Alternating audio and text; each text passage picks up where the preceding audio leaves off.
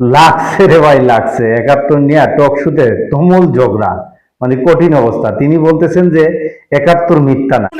এই 71 মিথ্যা না।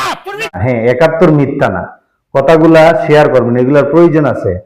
যে 71 মিথ্যা না, কিন্তু 71-এর ভাই অনেক জিনিস মিথ্যা। এই প্রজন্ম মিথ্যা ইতিহাস নিয়ে আর পড়তে চায় না, মিথ্যা ইতিহাস নিয়ে থাকতে চায় না, এগুলো ভালো না। 71-এর অনেক জিনিসই মিথ্যা, যেমন 30 লক্ষ শহীদ, 2 লক্ষ মা বোনের ইজ্জত, ডাকা মিথ্যা ভাই, সম্পূর্ণ মিথ্যা। আমি আমার এলাকায় জিজ্ঞেস করছি, একজন লোকও মারা যায় নাই।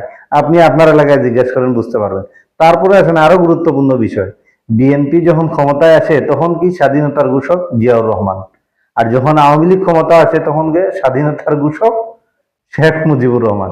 তো এইরকম আরো অসংখ্য মিথ্যা আছে। 71 71 সত্য, 71 তো মিথ্যা না, কোনো কিছুই মিথ্যা না। কিন্তু 71-এর যে কাহিনী, এগুলা তো অনেক কিছুই মিথ্যা। এই জিনিসগুলা সংশোধন করেন।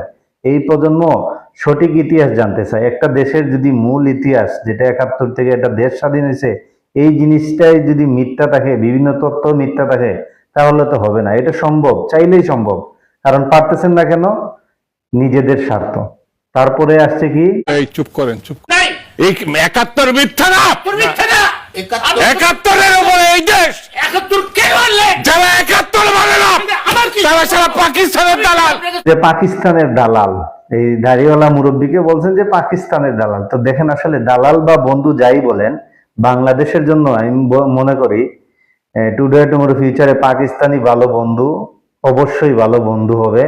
এবং বাংলাদেশের জন্য এটাই ভালো, ভারতের চাইতে পাকিস্তানি ভালো হবে। আমার মনে হয় এই প্রজন্ম তাই মনে করে।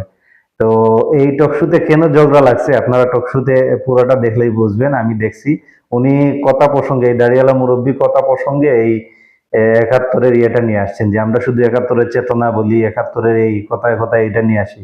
তো আসলেই সত্য, 71-এর কথা বলেন, কিন্তু 71-এর অনুযায়ী এই চেতনা দিয়ে কি ভালো কাজ কয়টা করতে পারছেন বললেন? 54 বছরে তো দেশের শুধু অবনতিই হয়েছে, উন্নতি আর কি হয়েছে? দুর্নীতি, এগুলাই হয়েছে। তো 71-এর চেতনা দিয়ে আপনি কি ভালো কাজ করছেন? আপনার যদি 71-এর চেতনা দিয়ে জাতির কল্যাণ হইতো, মঙ্গল হইতো, দুর্নীতিমুক্ত দেশ হইতো, তাইলে ঠিক ছিল যে এটা নিয়ে ভাব। এগুলা বাদ দিয়ে সততার চেতনা আনুন। ধন্যবাদ।